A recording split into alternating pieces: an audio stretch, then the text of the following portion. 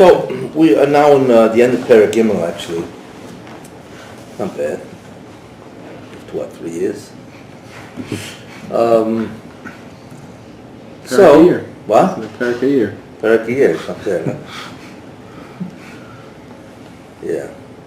But we did a lot of side things, a lot of deviations and different topics, and so really it's a tremendous amount of material when you really think about it. If you really go through all of it, you'll know a massive amount of hashkafa. It's really what it is, so anyway, so we were talking about last week, about the concept of the physical universe and the illusions that it presents, if I remember correctly.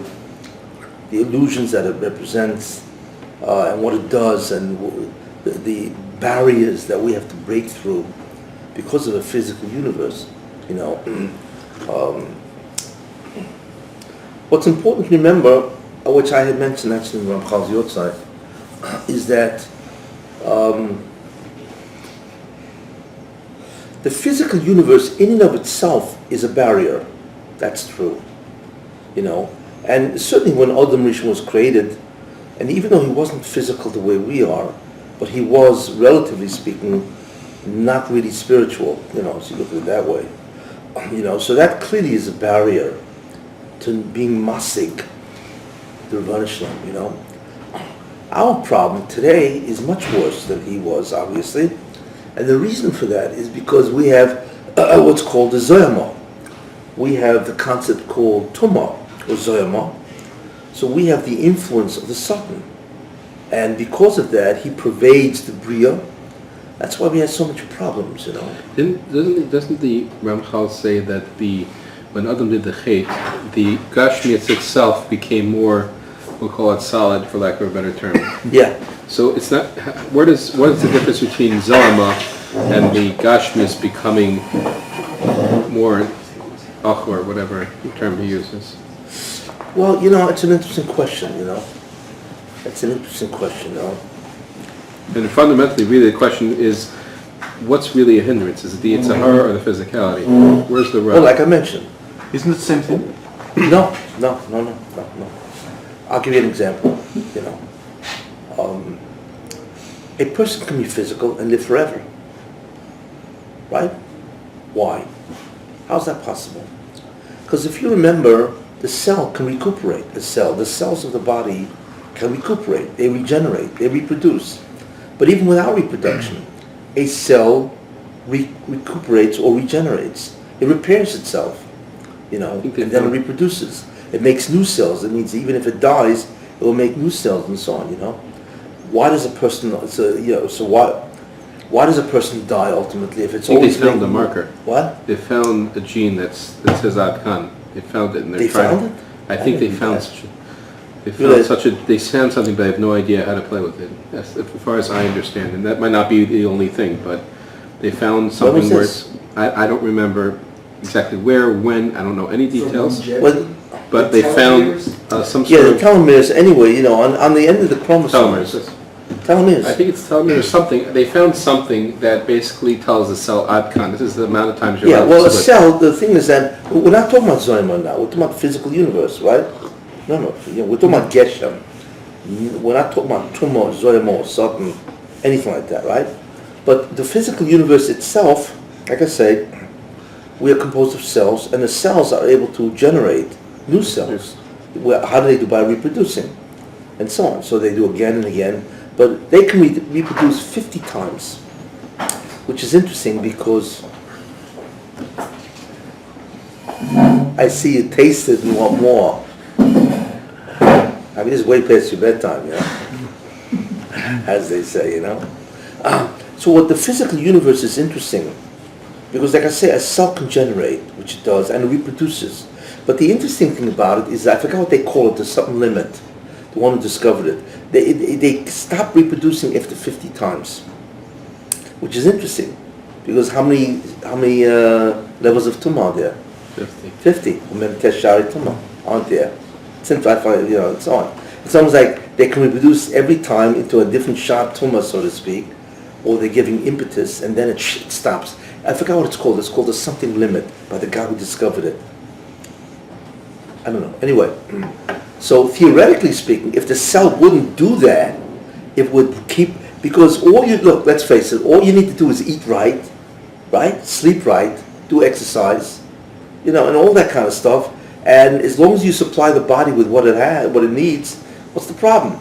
It will reproduce. There's no thing as age. Even there's no thing as aging. If it can always reproduce a new cell, there's no aging going on. So theoretically, a person should live forever.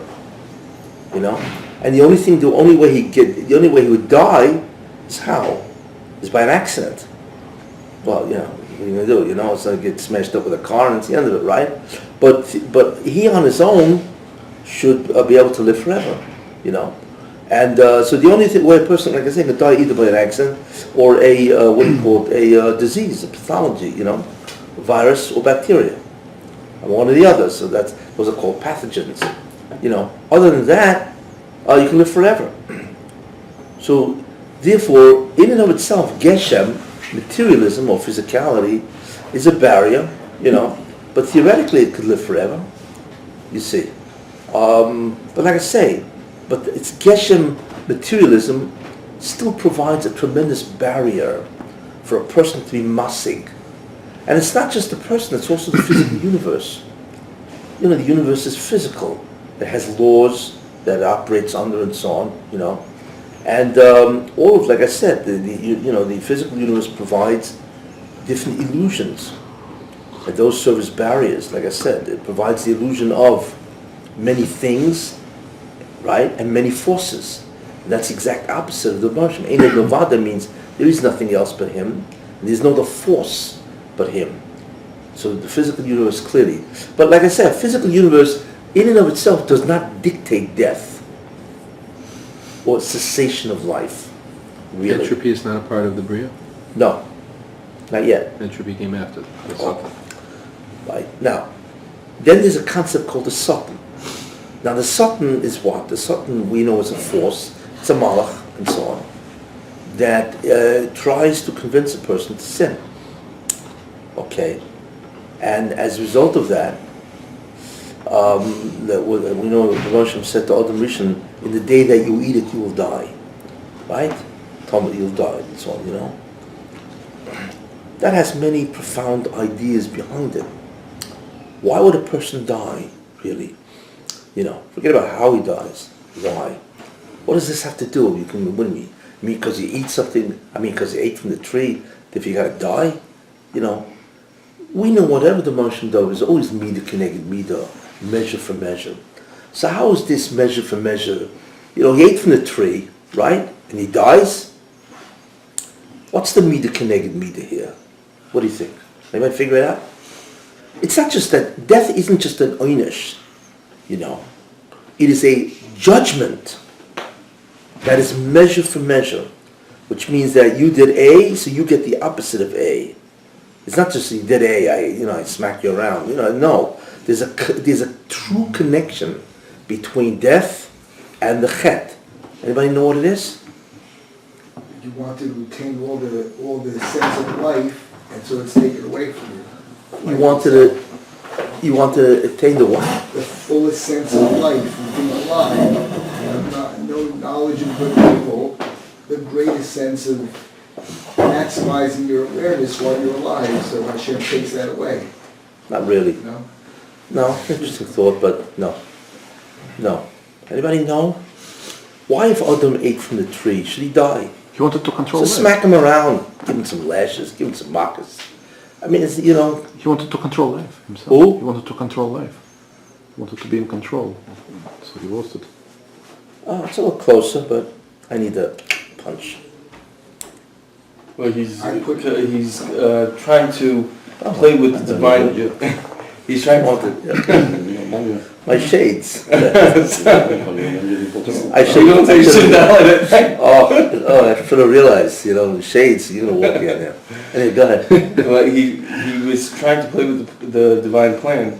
The 3 hours before, he was supposed to wait until Shabbos to eat from the chayil, from late to das. Yeah, but he ate 3 hours before. Yeah. So instead of creating the bechira between Taiv and more Taiv, he created the Tumah and the Yitzhara. We know that. But my question is simple. Why does he have to die? You know what I'm saying? That's the question. Why? What's the connection? What's the connection? Right? There's always a connection. Got it? If you want to understand deeply, you need to look for the connections. Everybody else has fragments. Nothing is connected. The answer to that is, right? What did he do? Adam. He listened to the snake, the Nachash. What did the Nachash say? The Nachash says, you think God is the only one around? No. There's a tree, right? That's the argument, that he ate from, and therefore he was able to become God. You eat from that tree, you become God too. V'yisim kelokim. It's a Rashi, right? It's based on a medrash and so on, right? That was the argument to Adam. So therefore, when Adam ate from the tree, in essence, what was the testimony? What was the belief expressed from the fact that he ate from the tree? The belief was that he could be God. Yes? Right? The belief was, I can be God, or what am I eating from the tree for? Right? So if I can be God, what is he really believing? That God is not the only thing that exists. That there are other sources or forces that can give life. You see what I'm saying? Yeshed mevadoi. Besides God, there are many other things. There are many other forces that can give life. Right? So, Mida connected Mida. The Mashim says, you think there are other forces. You want to be a God because you can eat from the tree? Okay. You be the God. Let's see how long you last. You don't. You die. In other words, what he simply did is he gave Adam his belief. You think you're God, and God is eternal. Fine. I'm out of here. Right? So he withdrew his influence. In that sense, meter connect measure for measure. You think you're God, and therefore you are eternal, independent of me, because that you think I ate from the tree, and that's how I became eternal, right? You think you eat from the tree, you become God, and therefore you're eternal. That was your belief. Fine. Then I'm out of here, so to speak. I withdraw my influence over you to exist eternally, and guess what? Of course he dies, because it's an illusion. That's Mida connected Mida. You know what I'm saying? It's what's called in English, you want to make your bed, you're going to sleep in it. You know? It means the consequences of your act is the act. The consequences of your belief is your belief. The Hashem didn't do anything. He just said, I acquiesce to your belief. Which means, I remove my shefa. He removes the shefa, he dies. So Adam introduced death by the very act of the chet, because that was his belief. The amazing thing is that his belief became reality. That's the incredible thing. You see the connection? It's a beautiful connection. It's simple, really, it's a simple concept. There's nothing complex about it. The Hashem simply says, you believe that you're God and therefore you're eternal. V'yisim kelokim. Fine, you're on your own. You are God, so live on your own. Of course he's dead. So Adam's belief expressed by his sin, right, creates a reality called the illusion of invincibility, of immortality. It's an illusion.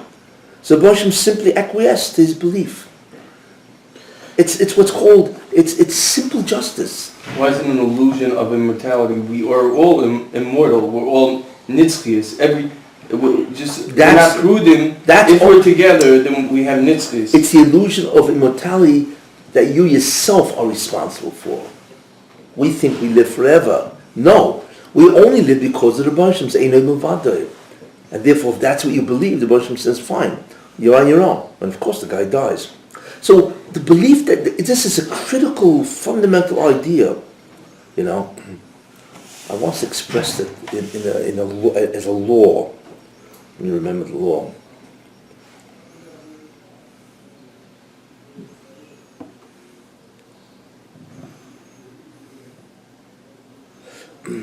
We don't realize it, but our belief does create reality in many ways. If you believe that you are independent of God, then all of a sudden reality conforms to that belief. And therefore, you will be in a position where you need to be on your own.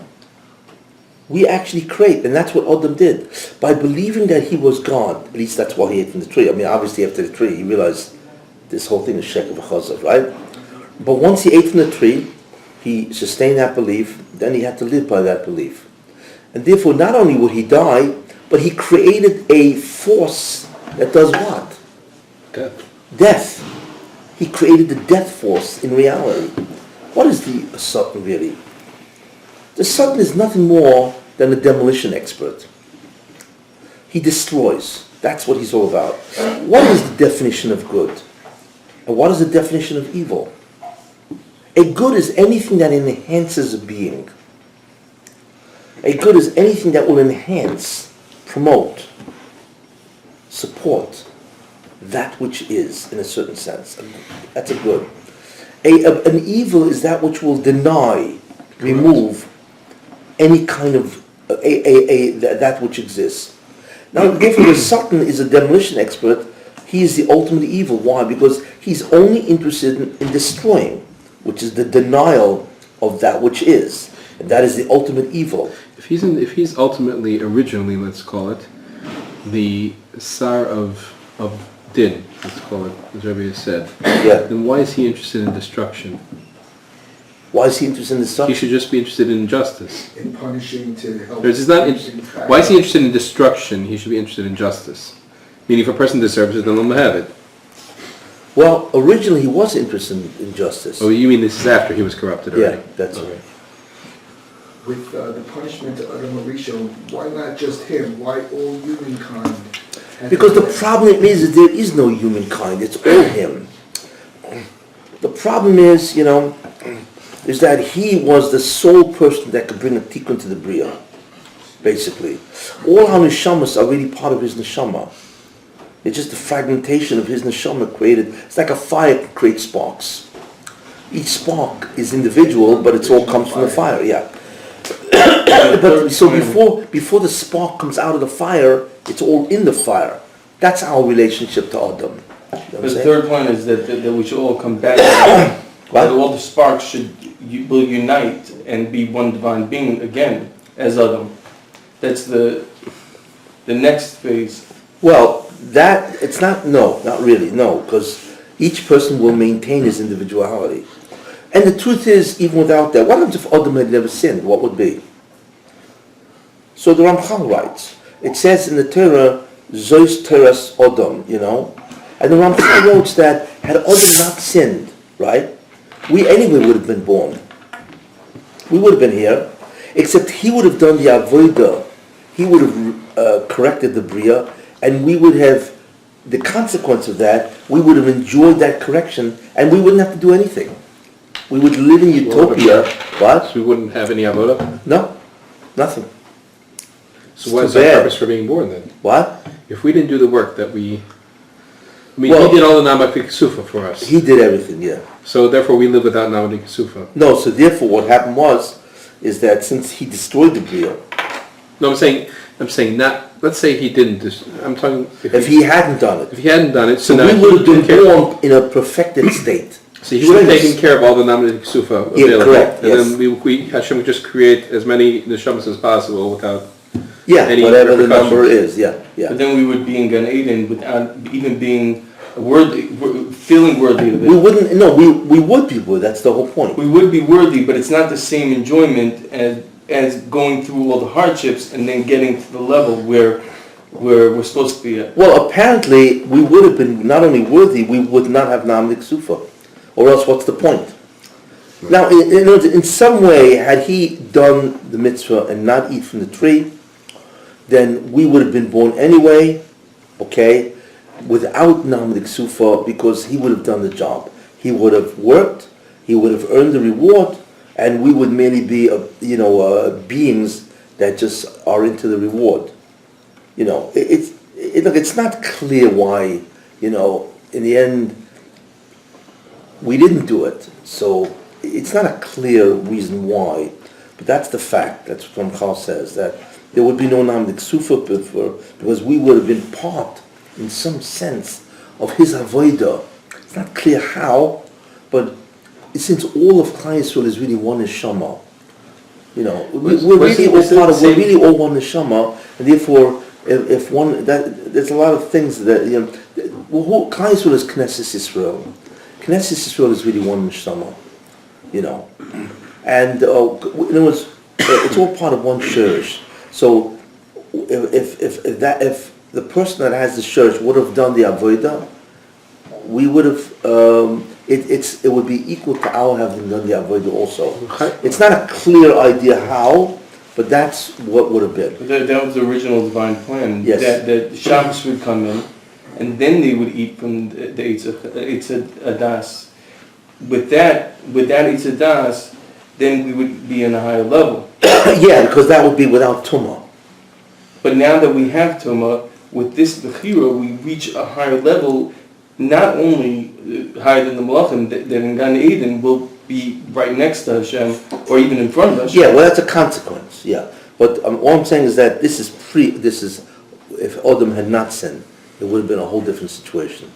But the fact that he sinned and he believed Yeshud Muvadoi, then he was subjected to the consequences of that, which is you're on your own, and of course he dies. So he created a force. So the force that now was responsible for the termination of man, because that's what he did, is the Satan. And the Satan therefore is responsible in that sense to destroy the world. But the interesting thing about it is when you look at the Satan's input into the world, it has manifestations, the Satan's input into biological entities, which is living forms, right, is that everything dies. Everything decomposes, everything degenerates, everything dies. All living things die.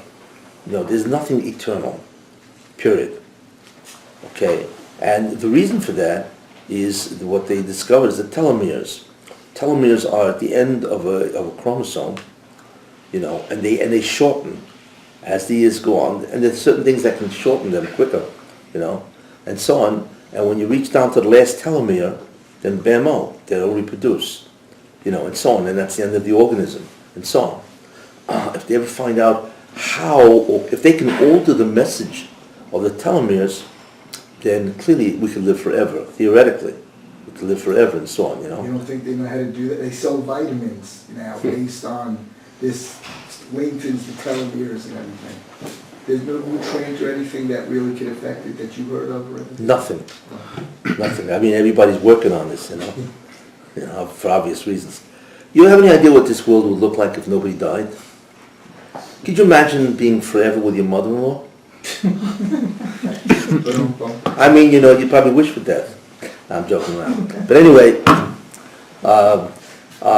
you'd have, if we now have 7.5 billion people, can you imagine if nobody dies? Let's face it, the planet can only hold a certain amount. And that's the end of it. The social problems you would have, you couldn't believe. Well, that's why there's satellites and space stations, because eventually every Jew is going to have their own planet. They're going to have their own way to live. Well, it says every person will have 310 planets. Whatever that means. Well, that's why NASA is going there for us. That's the whole. They're trying to recruit guys to live on Mars. But doesn't I think they have a rocket planned in 10, 15 years. Mm-hmm. It's one way trip to Mars. People already signed up for. Yeah, that's a lottery. One way trip to Mars? No, they have a lottery for this Mars mission. It could be regular. It's a one-way trip. And there's a lady in Monmouth County that won one of the lotteries. She's going to Mars? Yeah. Oh, but she's coming back. I don't know the whole. She can come. What coming back? Why would anybody live? Would you live in the Sahara? It's worse than Mars is the Sahara without any oxygen. It's worse than that because the dust is glass. The dust is like a glassy, shardy. Yeah. The dust How is can you possibly live on Mars? People said that about Eretz Yisrael. How could you live in Eretz Yisrael? It's all desert. They changed the desert into. You know what is to change a planet that's hundreds of millions of miles away? How? There's no doubt. The technology is going to be so much more advanced. Yeah. Okay.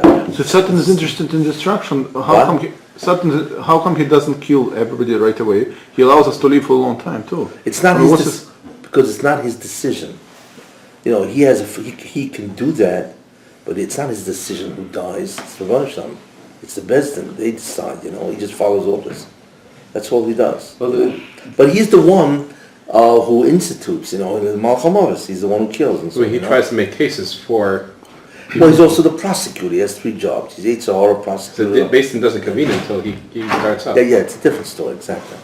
the way to kill this Malcolm Ovis in the southern, it says clearly in Gemara Shabbos, Nun Beis, it says that you salt, salt, and there's Whatever. ways to do it. Rabbi in today's days would live forever. There's a famous story. Well, Rabbi lived forever. Rabbi Mechaya brings it down. no, Rebbe used to come back and make Kiddush, but he didn't live forever. He died. But he was able to come back, which is astounding. He was able to come back until he made Kiddush. He used to come back and make Kiddush for his family on Shabbos. From a room you could hear his voice and so on, Well, whatever that means, it's... but I wanted to say something, 1 second. I want to say... Mars, living on Mars. No. Into Tung Zuma Saturn. See, that's what happens here. He doesn't make the decision to do bad, I think. Eliyahu said, why isn't he lets people live a long time too, so... Yeah, okay, anyway,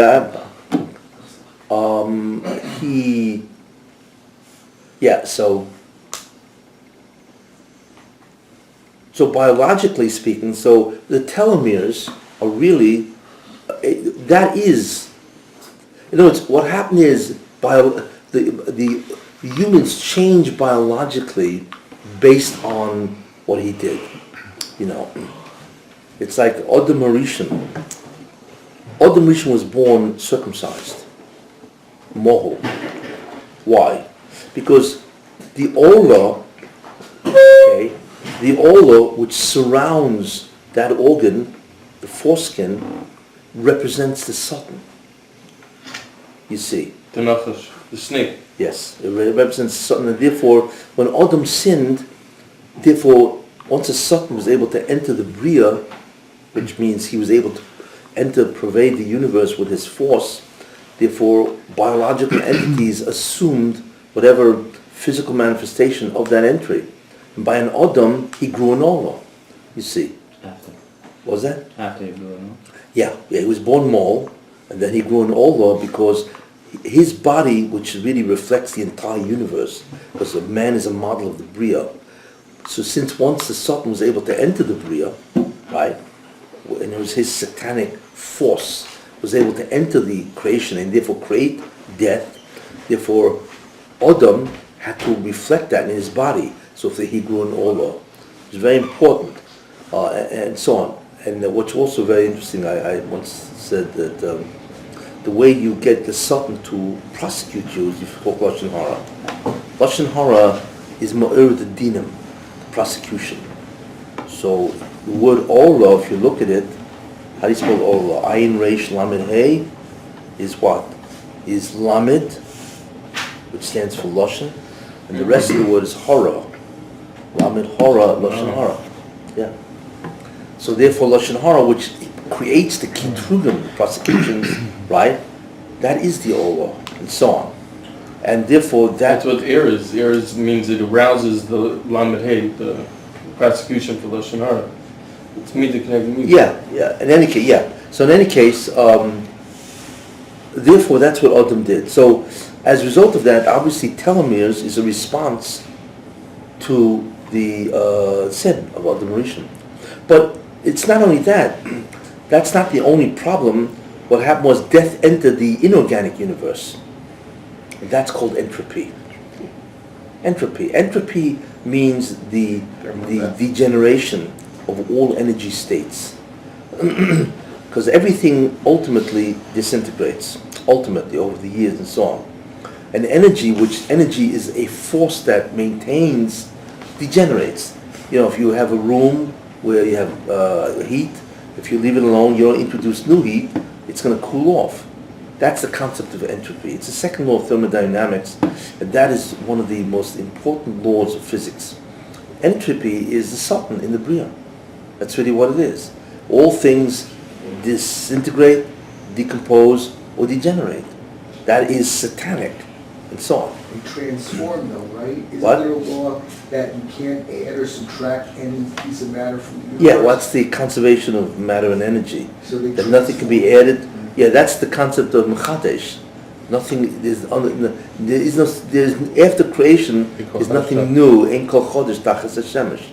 So matter can either be created or destroyed. That's the law of the conservation of matter and energy. It's another physics, and so on, There's a lot of interesting physical laws. For instance, Newton's third law, action and reaction. For every action, there's an equal and opposite reaction. You know what that is. If you do A, then there's always an action, reaction. The reaction is either toiv or chet. If you do sin, then you introduce, oynish. And if you do something good, mitzvah, you introduce schar. That's really Newton's third law applied to ruchnius, and so on, It's a yin and yang. Well, yeah, yin and yang is good and bad. The whole universe has this positive and negative. The concept of positive is toiv, and the concept of negative is satan, satanic. You have yin yang. You also have good, bad. And you also have matter and antimatter. Matter has an antimatter, the reverse, which annihilate each other, and so on. You have kedusha and tumah, right? You can't walk into the base of Mikdash if you're tameh.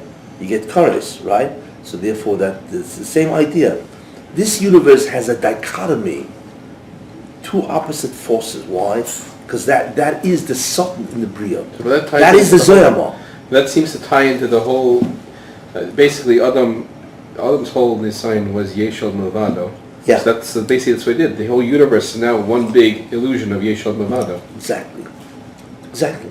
He created the universe based on his belief. Astounding, isn't it? Yeah, I remember the principle now. His law is expressed as a law. Behavioral conformity toward an assumed reality creates that reality. If you behave in a certain way that assumes a certain reality, means that's the belief, you will create that reality.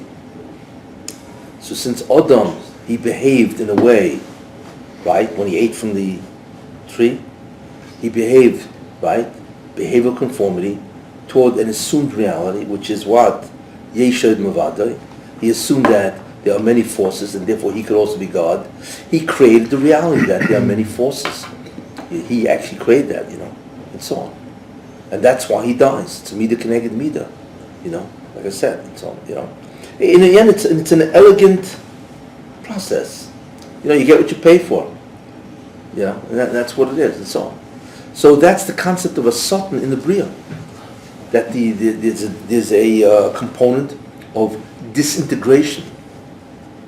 What happens to a composer of music, a composer who dies? What happens to him? He decomposes. Oh well, I guess it's too late for those kind of jokes. But anyway, so this is the concept that you have a force that destroys. Okay? And the concept for that is because we think we're God. So the Banshim says, you think you're eternal? Fine. So you're on your own. And of course, we're not eternal. Death is the greatest proof that what? What is death? Death is the single greatest proof that what? You're not eternal. That you are not God. It's like the ultimate proof. And I want to tell you something. There's a lot of people walking around that think they're God. It's astounding how many people have that delusion. Paro, yeah. Paro certainly thought he was God. Sure. All the Roman emperors thought they were God. No, we have enough among us. Yeah, we think we're God. Nothing can happen to The me. Jewish people are God. Because we're a kala of the Kessin. HaKadosh Baruch Hu's Kessin. We're the kala. We're the agent. We're not God. Period. We're Yisrael Kuch B'Berachel V'Raisakadu. We're all No, one. you understand? We're still not God, even after that. But we're the kala. A wife is not the husband. We are. We're an agent. We're part of God. Okay, but we're not God. But And it's death- just like saying a husband and wife are guf echad. We're guf echad, which are with HaKadosh Baruch Hu. Do you think you're God? No, not me individually, but within the whole yes, we are an agent of God. We're a kala to Chassid. That's what Eishes Chayil You know is. what? I want to tell you something. I want to tell you something interesting. There is a religion that thinks that we are God. Which religion is that? Christianity. Who? Christianity. No. Is that Hinduism? Who? Hinduism? Yeah. Yeah. The whole concept of Karma? what? Karma? Well, in many ways, Hinduism, the whole concept of yoga, that whole Zen, that we are really God, except we don't know it. What they believe is we are really God, except we are under the illusion that we're not. And that illusion they call Maya. And we have to break through that illusion through many incarnations. And then after that, we are God. That they believe that we So are. there's a multitude of, there are thousands and thousands of gods, basically. Correct, yeah. It's a multitude. I think ultimately they believe that there's a unity amongst us. But they clearly believe that they're divine. We are not divine. We are not God. We are part of a Shekhinah, not part of God. There's a difference between God and the Shekhinah. You see, the Shekhinah itself is a Nivra. God is not the Shekhinah. So the unity of Klal Yisrael is really the Shekhinah. Was that? The unity of Klal Yisrael is really the Shekhinah. Correct. So when it says Kutsh B'Richu, the Rebbe Hashem and Klal Yisrael and so on, it doesn't mean the Rebbe Hashem himself.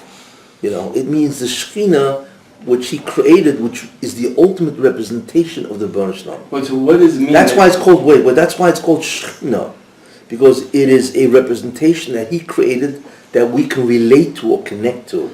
He's Shochan, he dwells amongst man, but he is Lemaila from that. You see, so in a certain sense, we are part of the Shekhinah, right? But we're certainly not God Himself. Well, we Very have important idea. We have the Torah, which is it's one with God, and we have the Jewish people, which is one with God. So what does it mean that the Jewish people are one with God, and within each Jew's name is the name of Hashem, which is the spark of the neshama. So we connect to the Rebbe Hashem. We are part of Chelik L'Kayim Mimal, but we are not God. Right, but it's like the husband and wife relationship with God. Yeah, but again, but we're still not. You can't say I'm my wife, or my wife is me, but I could say that my wife and I are a common consciousness. We're one guf. The Torah says we're one guf. But that's only with the Shekhinah, not with the Rebbe Hashem. How could they? We are not God. How could Period. they think we're God? I mean, Who's they? These Hindus, whatever. Who? These Hindus. That's their religion. They think the man They is. think we're making earthquakes and tsunamis and who knows what.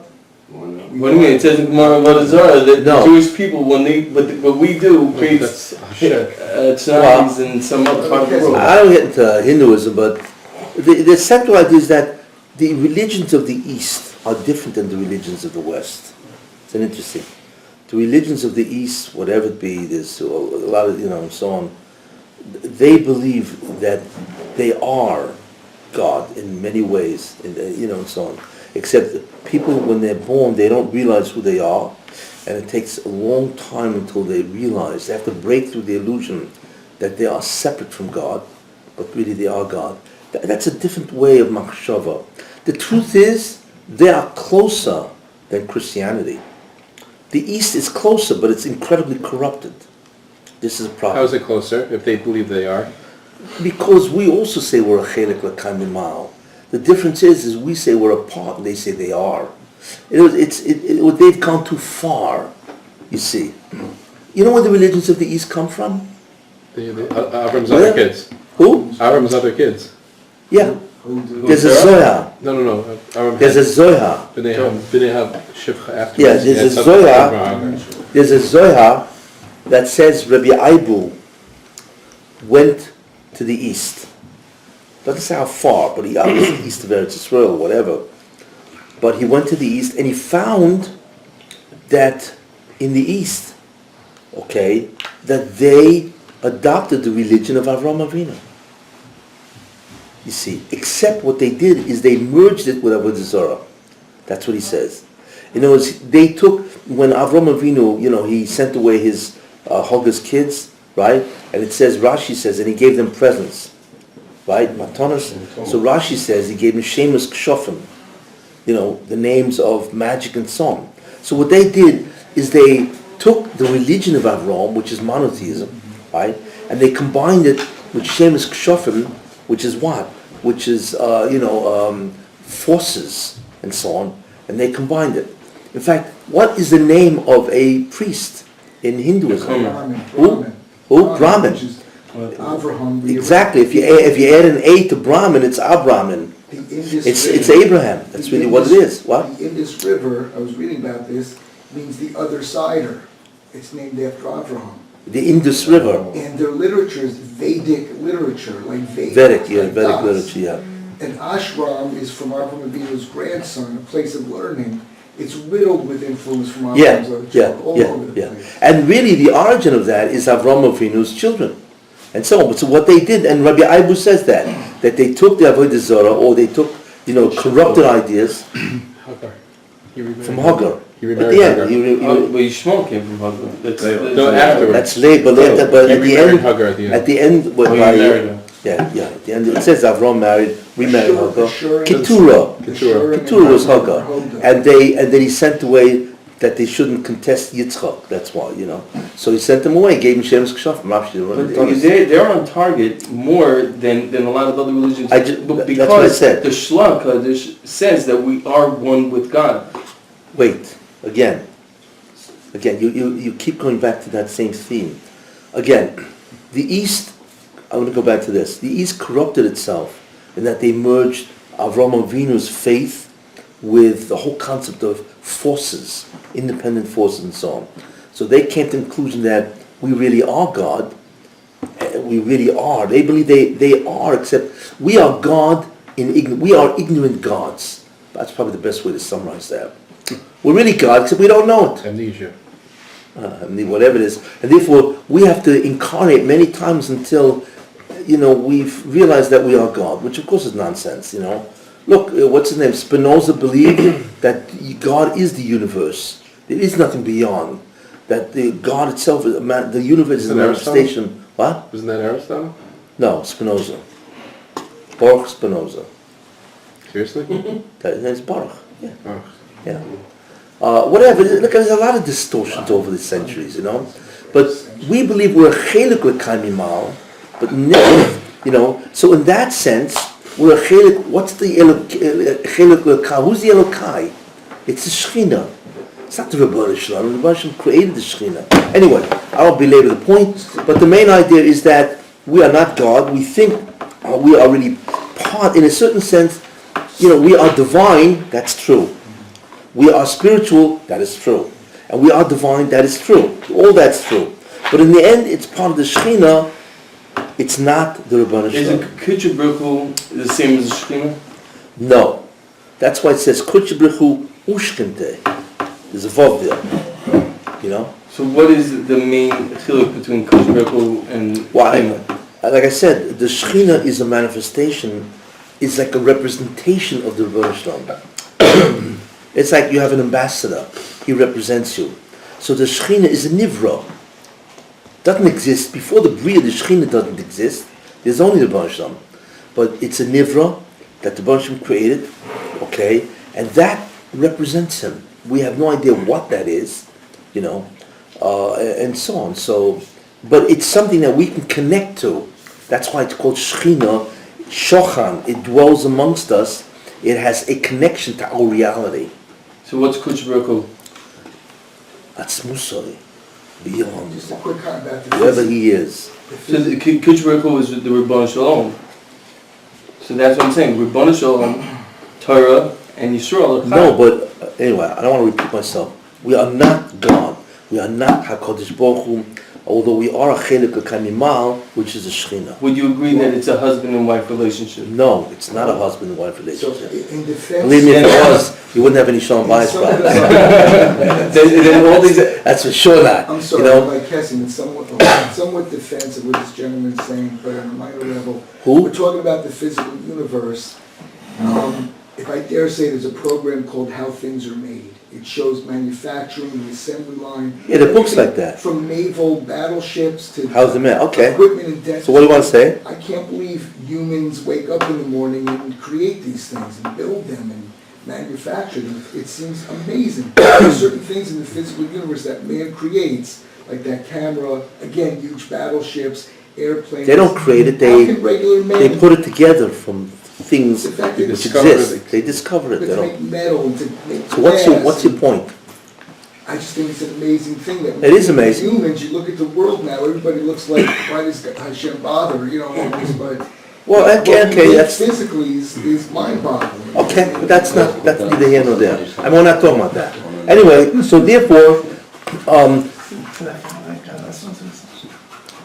The whole wait. Kessin is a Kadosh Baruch Hu, what and the is a Kadosh husband and wife? is What does that mean, really? And because you have to understand, what does it mean? What does it mean a husband and what does it mean a wife? You know? What does that mean a husband and wife, really? It means I'm one not sure what the question is. one mission, one body. What's the mission? A unity. Who? A unity. It's a unity, but what is the concept of the two parts of that unity? Husband and wife. What's I'm that not sure mean? what, I'm not sure What? what you want. Who? I'm not sure what you're focusing on. Maybe My it's focus is the on, question. it's a unity of some sort, but why do we have Where's it parts? gonna go? Why do we have parts to that unity? Because it was Perudim. Like, Why do we There have was splits. parts? You If you're talking about reiterating Kessin, the I mean, question. Why do we have parts? A unity simply means, right, that it's like a team, that they both aim for a certain common purpose. But what is the purpose of man and woman? What is the purpose of marriage, really? Understand. I realize it's a very difficult question to ask, Absolutely. because everybody else is wandering around what in the world is going on. What? To bring your skin in the home. No, to have No. children. to No. be procreate. Kapara. No, Socking themselves. no. I mean, it's really all yes, but no, I need a real central To achieve idea. ichud on mini scale. Who? To achieve ichud on mini scale. Well, that's unity, but what is it? What is the concept, really? The concept is understand the creator and how he creates and the No, relationship between no. the creator and man. Okay, look, this is how lofty, you know, just Why tell do, me. why do we have a father? Why do we have children? All these things are so we could understand the divine being. Fine. Not really. I mean, yes, but no. The concept of a husband is the concept of masculinity. The concept of a wife is a concept of femininity. Yes? Forget about husband and wife. Look at male, female, which is much more generic, right? Male, female, they get together, become husband and wife.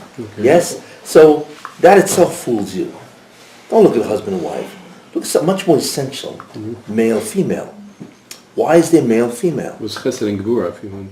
Yeah, okay, but what is male, female, really? What's the essential idea of male and female? The idea is this. One is passive and one is active. Oh, a male is what? He gives. There's a noisein, right? And there's a makabel. The concept of masculinity is to give, is a noisein. And the concept of femininity is a makabel, is to take. What the Baruch Hashem did is interesting. He created the concept of noisein and makabel. You know, he could have created the real where you have it all, but he didn't do that. He created the concept where there's a giver who has, and there's a taker who has not. You know what I'm saying? So then the question is, so therefore, we see therefore in all the olamas, in every which way, there's always giving and taking. And then the one who takes gives and takes. It's a constant chain. Parents and child. Say exactly, same thing. Move up the ladder. It's a constant action of giving and taking, and so on. You see, it's a very important idea. The concept that there's always a giver, and there's always a taker. The concept of a giver, the term of giver is masculine, is a male. The concept of taker is feminine, it's a female, and so on. Okay? In any case, that's a very important concept. Now, what is the purpose then? What is the purpose then? So here's the way it works. the male gives. But before the male can give, it needs to take. So the purpose of the male is to provide. Means I will take in order to give on. Got it? The purpose of the female is to receive and to preserve that which the male gives. You see. So that's really what a zivug is. The zivug. The zochor gives, provides. And then a keva receives and preserves. You see. Who's the guy who goes out to work? The man. Because he has to provide. In Lakewood? He's no, not Lakewood. Think about that. Normally, right? The one who provides is the man. He's got to go out and bring in the money. As they say, bring home the bread. Right? He's got to do that, right? And the woman, who stays with the kids? The woman. So, because she takes the bread, so to speak, and she preserves it. She raises it, preserves it, and so on. You see what I'm saying? So what the Bosham did is, in the end, he put the concept of providing and preserving into two different entities, male and female. Therefore, as a team, it's now a beautiful team. He brings, she preserves. You see? So in the end, you have a new product. What's the product? The children. You see, the bonum. So you have Abo, Imo, and Bonim, or Bonos, whatever, right? Children. And they themselves become of Abo, Imo, and they provide. It's a constant recycling of that concept, you see. And that's really what a marriage is. When it doesn't work like that, when the woman thinks she's the provider, and the guy thinks he's the preserver, then neither she provides and he doesn't preserve. Or he provides and she spends and doesn't preserve. Well, there you are. That's a violation. Yeah. Yes. You know. Yeah. You know. So why are we doing different than what? Why are we doing different than the way the Bria was set to do? Because of the Yetzer Hara. Because the Yetzer Hara has many agents. One of them is culture. Hollywood. I mean, they create crazy notions of, of zivug, what it is, the concept of romance and the concept of, whatever, all the legends and the things that goes on in terms of the literature of nations, it's crazy. When you look at the Yiddish concept of a zivug, I'm telling you what the Kabbalistic concept is, what it really is. It's interesting, you see. And then a husband is nothing more than a zochar who is married to a nekeva. So there's a team here. Normally a zochar, a man without a woman, he's got, but there's nobody to take. Nobody's going to preserve it for him, you see. A woman, she doesn't have anything. That's why she's called nekeva, because she needs to receive. You know what I'm saying? And zochar means duchra, thrust. Because it's his task to give and so on. But what happens is man corrupts, and therefore everybody's looking to change their status. This whole kind of stuff and so on. And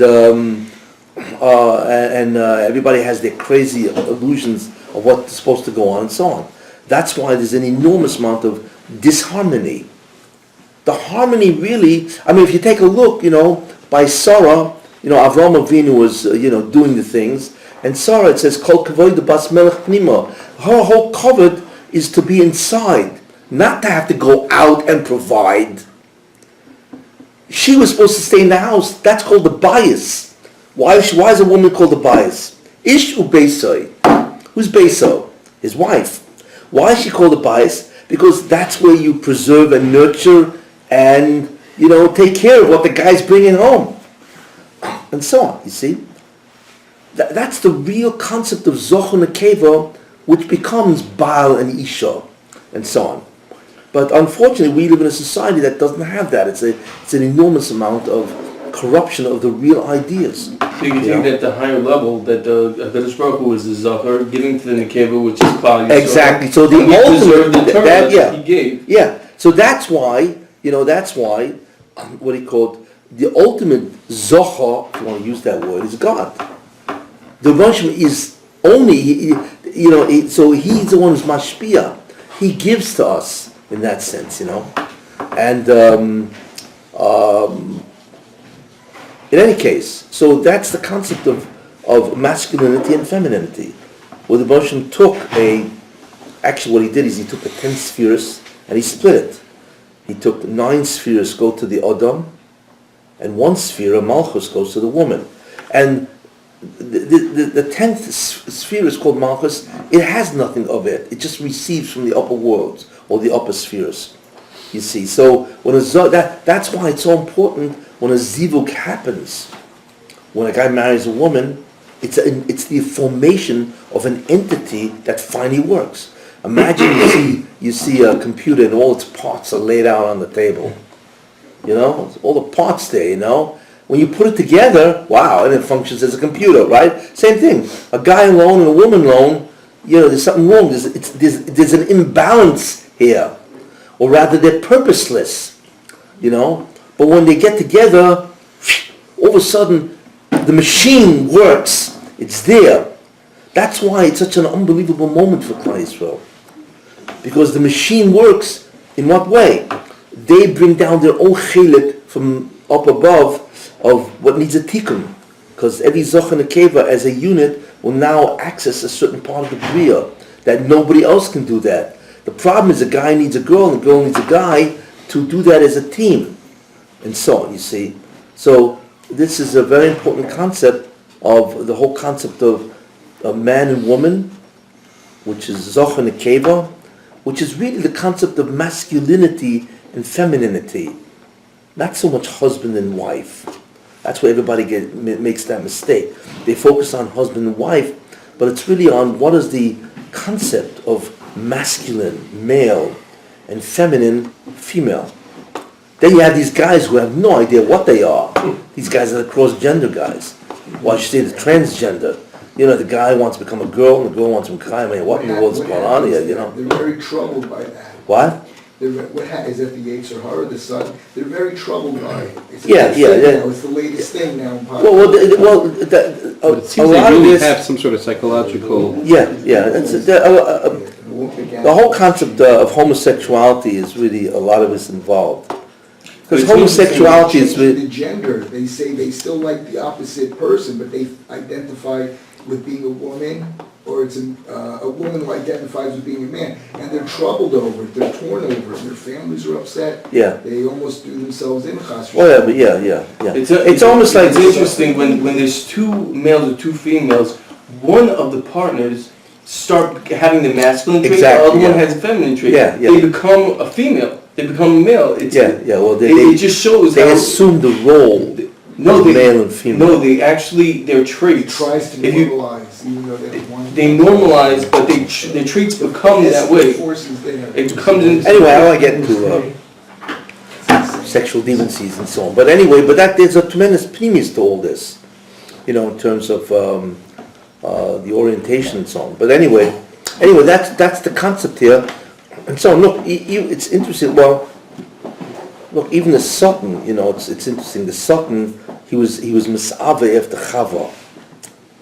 He had tremendous attraction to Chava. Well, they had the feeling. They had children together. Yeah. And anyway, but and part of that is the Satan is a zocha in that sense, and his consort. Yeah, he has a consort. It's Lilith. I get into. But anyway, he wasn't human. What does it mean? Well, I mean, how would he have any taiva? Because he is not human. He is not. Well, it's not a matter. It's not a taiva. It's a desire to influence and carry on, to influence another. He wants to influence another and have that and to have that influence permanent. His desire to mate with Chava, which he did, is really to supplant Adam. And he wants to be the Zohar. He wants to be his Zoyamah. He wants that to be the ultimate influence of the Bria. So the greatest way to do that is if he would mate with Chava as opposed to Adam. He didn't want Adam. He wanted to steal his wife. It's really what he wanted to do and so on, And that's why there's midrashim about that and so on, But again, it's still the same concept of, it's still the same concept of zochar and nekeva, that the zochar wants to give, and the nekeva wants to receive. Because in the end, that's really their tachas, and so on, And we find, even by the Sultan, that's what he wanted to do, and so on, By the way, that was part of his reasoning of why he wanted to get Chava to sin. So that this, the Odom would have to separate from Chava, and then maybe he would take her and so on. Whatever goes on in his mind, See, but if you raise yourself above the trick of the Satan, you could live forever by understanding the consciousness of what the Satan is, who he is. How does that and Kessin. What does that do with living forever? Why don't we live forever? Because of what Adam brought into the Bria, which was. What does that have to do with the Sultan? What does it have to do with the Sultan? I don't know. What does that have to do with being conscious of his mindset? Because that's what he said, right? Yeah. So what does that have to do with it? What does the Satan try to do to us? He tries to trick us into sinning. It's all a delusion. It's all. What does that have to do with living illusion. forever? What does that have to do with living forever? Living forever, because the reason why we don't live forever is because of the hate of the Eitz Hadas, right? Yeah. Okay, so if you understand who the Satan is, and you get beyond his tricks, you go before the you don't mean understanding what he is. You mean, but it's too late.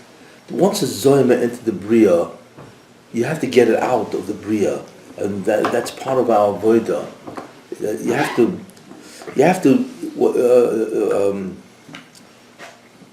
I gave that shir, in Ramchal's Yotza, what you have to do.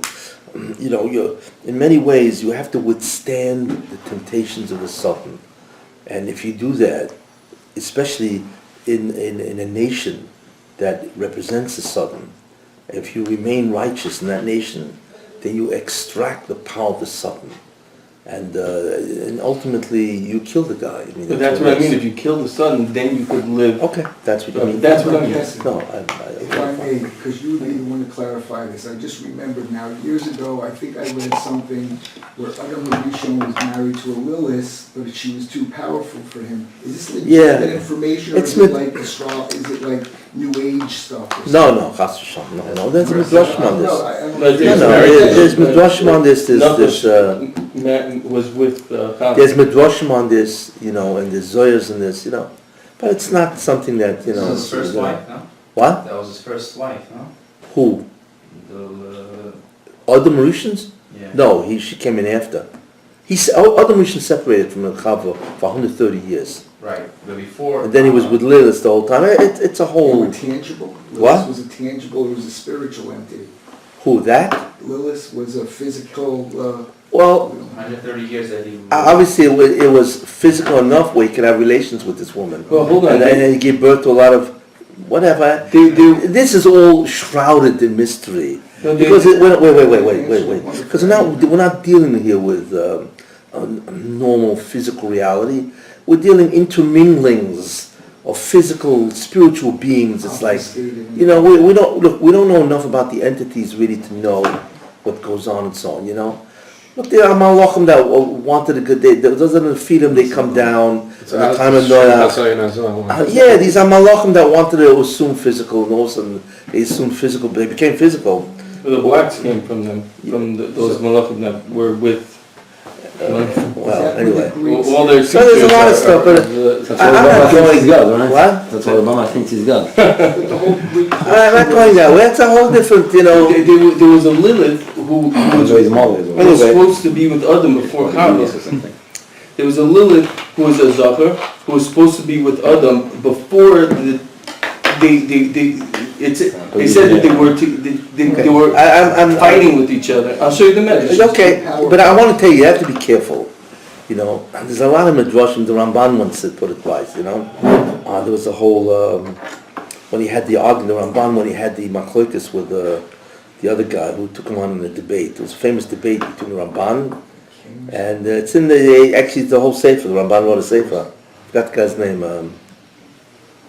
Anyway, so he brought him a medrash. The guy, he was Jewish, became It wasn't Galach. Philip, was it? Oh, no, the king, Ferdinand. Was it Ferdinand, Isabella? I'm not sure. Was it before that? I'm not sure. So No, it's it better was for before. us already. Anyway, so he just watched the debate, but it was between the Ramban. There's called Sefer Vikuach, the Ramban wrote. It's about the questions and answers, very interesting to read, how the Ramban refuted it. Anyway, one of the things that he brought was a medrash that showed something. So the Ramban said, he says, listen, not all medrashim are true. Only a Rishon could say that. We say that way, Apikosim. He said that. He said, not all medrashim, there are medrashim which are not Mishalom, you true. mean? What? Mishalom. He didn't say it's mashal. It's not a true. It's not authenticated. You know how many midrashim there are? There's a sefer called Oitzah Midrashim. I forgot who, written by a guy who lived 100 years old. So what is it? And there's medrash that you look at these midrashim. There's medrash Mashiach ben Yosef. You have there medrash Mashiach ben Yosef. There's a medrash Aseret Dibros. There are many midrashim.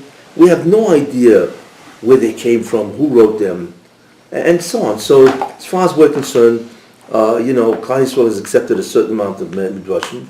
The Medrash Rabbah is obviously the greatest classic.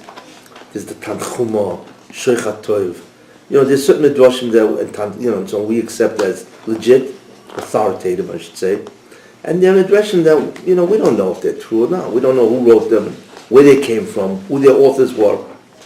So, you can, I don't know if you can read, you just take it, as I say, with a grain of salt, because we don't know. But and that's what the Ramban said, that medrash you bring me, I think he said, it's not true. It's not authoritative. We don't know who wrote it. What's name? Amroim, we have no idea. That's all, So all these midrashim that talk about these mythical, but spiritual figures and so on and so forth, that's fine, There's stuff in there that it's hard to understand based on hashkafa. That's why you can only take the hashkafa of the Ramchal, take it and deal with that. Because that's based on logic, on authority, on truth and so on, That's why I don't work with these kind of, figures, and mythical figures in that sense, Work on this, who the Sultan is, what he did, how he's able to makaprit and so on, Now is the Satan a physical, actual being sometimes? No. No, Satan is an angel, is a malach.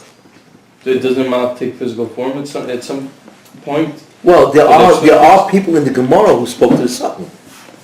I remember Yeshua ben Levi had a whole discussion with the Satan. The Rabbi Yeshua ben Levi is a medrash. Tomorrow. Yeah. He took his stick. He took the mouth. He took his knife. Right, Yeah. he took it, but that was the Malach Malach Satan, Nachosher was the Same guys, same person. same person. And he told him, it's amazing how he convinced the guy to give him his knife. Rabbi Yeshua, he came to take him, Rabbi Yeshua ben Levi. He was assigned. And Rabbi Yeshua ben Levi says, okay, but do me a favor, I forgot exactly, I'm afraid. Well, I forgot exactly what he said. And he said, but I need your knife. The knife that he severs, So the Sultan believed, he said, okay, he gave him his knife. So he brought him up to Gan Eden, whatever, and he jumped over the wall. Yeshua ben Levi, and the Sultan said, hey, and he cannot enter, because whatever. So he said, hey, I need my knife back, or I'm out of business. A knife is always the Torah. It's a metaphysical. Let's just enjoy the story. The hot carrying the Wait, don't- double-edged sword. It means to get up to a high level of Torah. Fine. Okay. Anyway, so he said, we need a knife, So Rabbi Shimon said, no way, So obviously the Sultan took it to court. Desperate.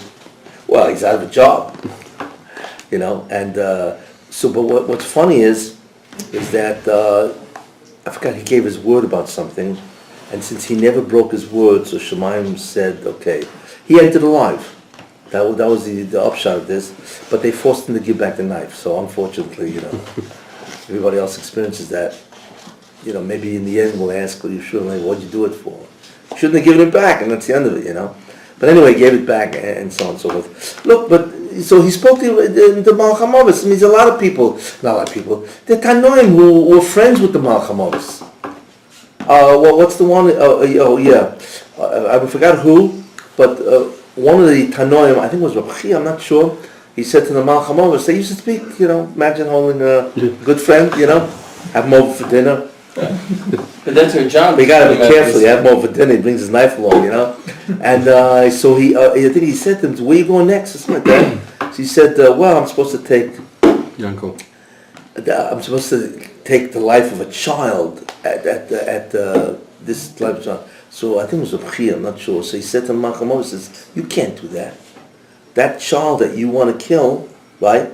I'm supposed to go to his bris, or whatever, So he was gozer that the Malcham Ovos can't take him. That's not bad, and he couldn't do it.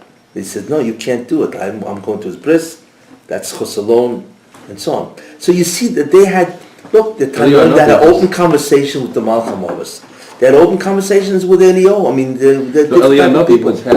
Wasn't there? Is there some sort of chazal that Malcham Ovos had kindness or tried to take Eliyahu, and Eliyahu basically beat him up or something like that? Beat him up. I don't know. Something like that. I don't know. It says in this. Anyway. It says V'scharti B'Risi Yaakov that Eliyahu made a pact with Yaakov, a handshake, which is the above, that he's going to come and bring the B'suras Tovis to Israel. Okay. Anyway, the main idea is that there are many ideas or stories, we don't know how they related to these beings. I mean, talk to Malcham Ovos or whatever. How do you talk to Malcham Ovos, So he must be in physical form. So he obviously has to be a form that you can connect with and relate to on this earth and so on. But anyway, these are the ideas, and we now understand why there's Misa and the concept of the physical body and so on. And next week, by the way, is Shavuos. So obviously there's no Shir. We'll continue in 2 weeks. Okay? Thank you. Just